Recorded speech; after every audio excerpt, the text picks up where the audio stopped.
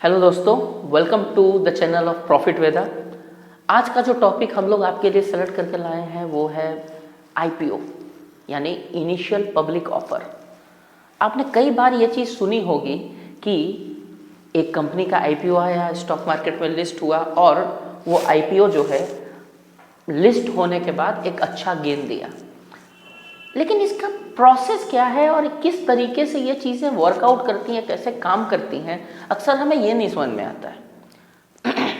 बहुत सारे आईपीओज आते हैं, कई लोग हमारे फ्रेंड्स बोलते हैं कि हमें आईपीओ में पैसा लगाना चाहिए, तुम्हें मिला कि नहीं, तुम्हें मिला कि नहीं। लेकिन इसका लॉजिक क्या है और आईपीओ होता क्या है, किस तरीके से लिस्टिंग गेन्स होते हैं, किस तरीके से ये मार्केट को हिट करता है, आप कहाँ से इसे ले सकते हैं और इसमें प्रॉफिट कैसे बना सकते हैं, आइए इस वीडियो में हम लोग जानने की कोशिश करते हैं। यहाँ पे मैं एक छोटा सा 2023 का एक आईपीओ ट्रैकर लेकर के आया हूँ। इसमें मैं ये दिखाने की कोशिश कर रहा हूँ कि जो भी पुराने अभी आईपीओज रिसेंट में आए थे मार्केट में, उन्होंने क्या परफॉर्मेंस की है।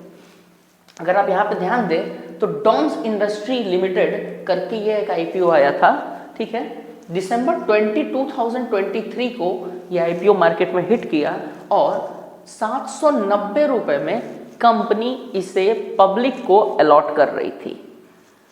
उसके बाद जब इसकी मार्केट में लिस्टिंग हुई तो लगभग 1330 रुपये में ये मार्केट में ट्रेड करने लगा, लगभग 68% के लिस्टिंग गेन के संग। इसी तरीके से एक और आईपीओ आया था फ्लेयर राइटिंग इंडस्ट्री, लगभग 1 दिसंबर को आया था। 304 रुपये में कंपनी इसको लेकर के आई थी पब्लिक के लिए। 452 रुपीज़ पे ये मार्केट में लिस्ट हुआ था और इसने भी लगभग 50% के आसपास का रिटर्न दिया। लेकिन ये होता कैसे है और कहाँ से इसमें हम लोग आगे बढ़ सकते हैं, आइए चलिए ये जानने की कोशिश करते हैं। आईपीओ समझने के पहले हमें सबसे पहले ये समझना पड़ेगा कि आईपीओ लाता कौन है और क्यों लाता है। मान लीजिए कि एक कंपनी है, इस कंपनी को कुछ फंड्स की जरूरत है, इस कंपनी को कुछ फंड्स की जरूरत है। अब क्वेश्चन ये होता है कि पहली चीज, इसे फंड की जरूरत क्यों है। तो हो सकता है कि ये अपने बिजनेस को बढ़ाना चाह रही हो, इसलिए उसे फंड चाहिए। दूसरा क्वेश्चन ये है कि ये फंड इसके पास कहां कहां से आ सकते हैं। तो दो तरीके से कंपनी के पास फंड आते हैं, पहला लोनिंग से या फिर दूसरा कोई अपना नया पार्टनर बनाने कर भी कंपनी फंड ले सकती है। Partner, okay. इस प्रोसेस में आईपीओ के कंपनी ये जो दूसरा पॉइंट है इसको यूज करती है और अपने कंपनी का एक छोटा सा हिस्सा पब्लिक को सेल करती है, ठीक है। एक छोटा हिस्सा पब्लिक को सेल करती है। अब इस कंपनी के जो पूरी कंपनी है इसके कुछ छोटे छोटे हिस्से बनाए जाते हैं, पूरे कैपिटल के कुछ छोटे छोटे हिस्से बनाए जाते हैं। इन्हीं छोटे हिस्सों को शेयर कहा जाता है, इन्हीं छोटे हिस्सों को शेयर कहा जाता है। अगर आप शेयर के बारे में और जानना चाहते हैं कि ये है क्या और किस तरीके से ये बॉन्ड होता है, किस तरीके से सिस्टम बनता है, तो हमारी प्रीवियस वीडियो शेयर के बारे में, व्हाट इज शेयर, आप देख सकते हैं। उसमें आपको सारी डिटेल में ये सारी चीजें दी गई हैं। नाउ अब इन शेयर्स को, जो कि कंपनी का पार्टनरशिप है, ये शेयर जो है ये लिटरली कंपनी की एक पार्टनरशिप होती है, इसको मार्केट में पब्लिक को ये सेल करते हैं। किस माध्यम से? आईपीओ के माध्यम से। आईपीओ का फुल फॉर्म होता है इनिशियल पब्लिक ऑफर, यानी सबसे पहली बार कंपनी जब पब्लिक को कोई ऑफर देती है, यानी अपने शेयर पब्लिक में बेचने जाती है, तो ये आईपीओ के नाम से कर सकती है। और इनिशियल पब्लिक ऑफर इसीलिए क्योंकि पहली बार पब्लिक को जो ऑफर दिया गया पार्टनरशिप का, उसे कहते हैं आईपीओ, ठीक है।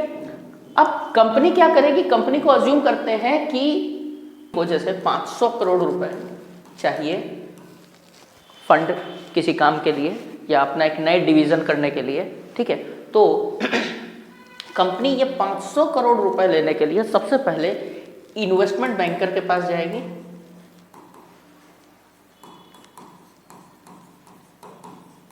इन्वेस्टमेंट बैंकर के पास जाएगी जिसको मर्चेंट बैंकर भी कहते हैं। मर्चेंट बैंक इसके साथ मिल करके एक red herring prospectus red herring prospectus बनाएगी। रेड हियरिंग प्रोस्पेक्टस में सारी डिटेल्स दी होती हैं कि कंपनी को कैश कितना पैसा चाहिए, किस लिए चाहिए, वो अपना एक शेयर कितने में सेल कर रही है और उस पैसे का वो क्या करेगी, देन आईपीओ की डेट क्या होगी, कितने के उसके लॉट्स बनेंगे, ये सारी चीज़ें उसमें रहती हैं। ठीक है, तो रेड हियरिंग प्रोस्पेक्टस बनाएगी और ये कंपनीज जाएंगी सेबी के पास, सेबी के पास। वहां पे सेबी जो है फिर इसे अप्रूव करती है, और अप्रूव करने के बाद फिर ये आईपीओ जो है मार्केट को हिट करता है, यानी कि इसे बताया जाता है, जितने भी स्टॉक मार्केट के ब्रोकर्स हैं वो सारे ब्रोकर्स को बताया जाता है कि ये आईपीओ मार्केट में आ रहा है और आप अपने क्लाइंट्स को इसके बारे में बता दीजिए। ठीक है, यहां से क्लाइंट्स के पास ये आईपीओ पहुंचता है। जो ब्रोकर का ऐप होता है इसके थ्रू आप इस आईपीओ को सब्सक्राइब कर सकते हैं, ले सकते हैं। उसके लिए सबसे पहले आपको समझना पड़ेगा इसमें 3 पॉइंट्स। पहला है लॉट साइज, यानी कि लॉट साइज का मतलब होता है कि मिनिमम क्वांटिटी जो आप ले सकते हैं या उसके मल्टीपल पे। जैसे मान लीजिए कि अभी एक आईपीओ आया हुआ है जिसका प्राइस जो है वो 150 रुपये है, तो कंपनी ने इसकी मिनिमम क्वांटिटी सब्सक्राइब करने के लिए रखी है 100। ठीक है, 100 क्वांटिटी आप मिनिमम सब्सक्राइब कर सकते हैं, जो कि लगभग 15,000 रुपए की होगी या फिर उसके मल्टीपल पे। ठीक है, 15,000 रुपए की या फिर उसके मल्टीपल पे, यानी 15,000 फिर 30,000 फिर 45,000 ऐसे। अब ये सब्सक्राइब पहली चीज जो थी लॉट साइज थी। दूसरी चीज जो है आपको मैंने बताया कि मिनिमम आप 15,000 रुपए का सब्सक्रिप्शन कर सकते हैं या उसके मल्टीपल पे। कैसे करेंगे? आप अपने डीमैट अकाउंट में आईपीओ सेक्शन में जाएंगे, वहां पे साफ साफ पूछेगा वो कि आपको कितनी लॉट चाहिए। उस पर आप डाल दीजिए कि हमें क्वांटिटी, जैसे आप प्लस वाले बटन पे क्लिक करेंगे तो ऑटोमेटिक आ जाएगा 100 लिख करके, और फिर से क्लिक करेंगे तो ये 200 लिख के आ जाएगा, यानी कि बढ़ता रहेगा। और फिर वहां पे पूछेगा कि आपको किस प्राइस में चाहिए, यानी कि जब आईपीओ आता है तो वो बेसिकली एक प्राइस रेंज में आता है, प्राइस रेंज होती है।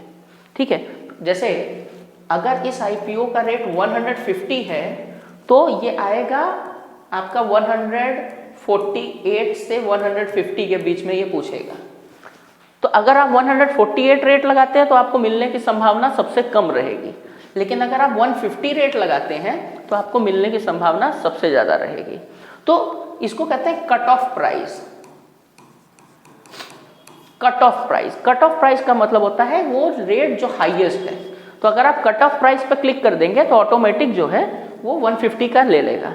अब उसके बाद आप सब्सक्राइब पे क्लिक करते हैं तो ये पैसा आपके डीमैट अकाउंट से नहीं कटेगा, ये पैसा आपके कटेगा बैंक अकाउंट से। बैंक अकाउंट से जब ये पैसा कटेगा तो बेसिकली ये कटता नहीं है, ये फ्रीज हो जाता है, लेकिन अभी उसको मैं डिटेल में न जाते हुए आपको सिंपल तरीके से बताऊंगा। तब ये पैसा आपके बैंक अकाउंट से जाएगा। ठीक है, वहां पे आपका यूपीआई आईडी और ये सारी चीजें पूछेगा, उसे आप अप्रूव कर दीजिएगा और टड़ा आपका आईपीओ सब्सक्राइब हो गया। लेकिन ये अभी सब्सक्राइब हुआ है, ये अभी मिला नहीं है। ठीक है, ये मिलेगा कब? ये आपकी एप्लीकेशन जो है ये जाएगी कंपनी के पास, एप्लीकेशन जाएगी कंपनी के पास और कंपनी फिर इसे अप्रूव करेगी। ठीक है, जब कंपनी इसे अप्रूव करेगी तो ये आईपीओ आएगा आपके डीमैट अकाउंट में, यानी ये शेयर आपके डीमैट अकाउंट में आएंगे। एक मिनट, इसको मैं साइड कर देता हूं आपके लिए। ओके, ना, ये आपके डीमैट अकाउंट में चला जाएगा। जब ये आपके अभी आप इस शेयर को ओन कर रहे हैं, यानी इस कंपनी की छोटी ही सही लेकिन पार्टनरशिप आपके पास भी है। अब यहाँ पे गेम खत्म हो जाता है कंपनी के द्वारा, अब शुरू होता है गेम स्टॉक मार्केट का। एक ऐसा दिन आता है, यानी कि वो दिन 2 दिन या 3 दिन के बाद जो है एक समय आता है जिस समय कंपनी को इस शेयर को स्टॉक एक्सचेंज में लिस्ट कराना रहता है। ठीक है, किसी भी स्टॉक एक्सचेंज में इंडिया में 2 स्टॉक एक्सचेंजेस हुए हैं, एक है नेशनल स्टॉक एक्सचेंज, एक है बॉम्बे स्टॉक एक्सचेंज। वो किसी भी स्टॉक एक्सचेंज में लिस्ट करवा देते हैं, ज़्यादातर कंपनीज दोनों स्टॉक एक्सचेंज में लिस्ट करवाते हैं। ठीक है, तो अब स्टॉक एक्सचेंज में ये लिस्ट हुआ, यानी कि इसकी ट्रेडिंग अब शुरू होने वाली है। तो आपने कभी एक फोटो देखी होगी या वीडियो देखा होगा एक्सचेंज में घंटी बजते हुए, कि कुछ लोग आते हैं वो एक्सचेंज में जो है घंटी बजाते हैं और किसी कंपनी की शेयर लिस्ट हो जाती है। तो ये बेसिकली वही घंटी होती है कि लो अब कंपनी की ट्रेडिंग स्टार्ट हो गई। अब यहाँ पे मेन गेम शुरू होता है लिस्टिंग गेम का। आपको जो स्टॉक मिले बहुत सारे लोग को नहीं मिले, लेकिन बहुत सारे लोगों को ऐसा लगता है कि ये स्टॉक को खरीदना चाहिए। ठीक है, तो वो जैसे ही ओपन मार्केट में आता है, यानी स्टॉक मार्केट जिसको सेकेंडरी मार्केट कहा जाता है, उसमें आता है तो बायर पहले से बैठे होते हैं बाई करने के लिए, और वो किसी भी रेट पे इसको बाई करना चाहते हैं। और चूंकि आपके पास स्टॉक है और आप है सेलर, यानी आप एक सेल करना चाहते हैं, आपके पास पहले ही से कंपनी के द्वारा आईपीओ आ गया है, वो स्टॉक्स आ गए, तो आप भी एक बढ़े हुए रेट पर जो है उसको सेल करना चाहते हैं। ठीक है, अब आपने जब स्टॉक मार्केट में इसकी लिस्टिंग हुई तो जो बायर थे उन्होंने 150 रुपए के शेयर का रेट लगाया कि हमको कैसे भी करके ये शेयर मिल जाए। तो उन्होंने इसका रेट 320 रुपए लगा दिया कि हमको 320 रुपए में भी ये शेयर हम लेने के लिए तैयार है। ठीक है, तो आपने देखा कि बायर ने 320 रुपए का रेट लगाया, तो आप सेलर हैं, तो आपने रेट लगा दिया 340 रुपए का। अब हो सकता है बायर 340 रुपए में खरीद ले, आपसे बाई कर ले। तो जैसे ही बायर बाई करेगा तो इसे कहेंगे ट्रेड हो जाना, समझ रहे हैं। और जैसे ही ट्रेड हुआ 340 रुपए पे, इसका मतलब ये हुआ कि 150 रुपए का शेयर सीधे 340 रुपए पे इसकी लिस्टिंग हुई है। और अगर बायर खड़े हुए हैं तो कोई भी अपना स्टॉक उस बायर को सेल कर सकता है। यही कहानी थी एक कंपनी के शेयर को लेकर के मार्केट में आने तक उसके फायदे को लेने की, जिसे हम आईपीओ के नाम से जानते हैं। अब इसके बाद लगातार इस कंपनी के शेयर में ट्रेडिंग होती रहेगी, जैसे बाकी सारे कंपनीज के शेयर में ट्रेडिंग हो रही है। कभी बढ़ेगा कभी गिरेगा, लेकिन अब अगर आपके पास ये शेयर आ गया है तो आप इसका लिस्टिंग गेन लेकर के यानी सेल करके इसका फायदा उठा सकते हैं। 15,000 रुपये आपके बढ़ करके सीधे 32,000 रुपये के ऊपर हो गए। आप उसका आनंद उठाइए और अगले आईपीओ की तैयारी करिए। Thank you for watching this video. Please share this video to your friends. अगर आपको ये वीडियो अच्छा लगा हो तो प्लीज़ इसे लाइक करें, हमारे चैनल को सब्सक्राइब करें, और आने वाले समय में आपको कौन सा वीडियो देखने का मन है, कौन सा टॉपिक समझने का मन है, उसके बारे में आप हमें कमेंट बॉक्स में लिख करके बताएं। हम कोशिश करेंगे कि वो टॉपिक भी हम अपने इस सीरीज़ में उठाएं। Thank you from the team of profit Veda. Thank you very much.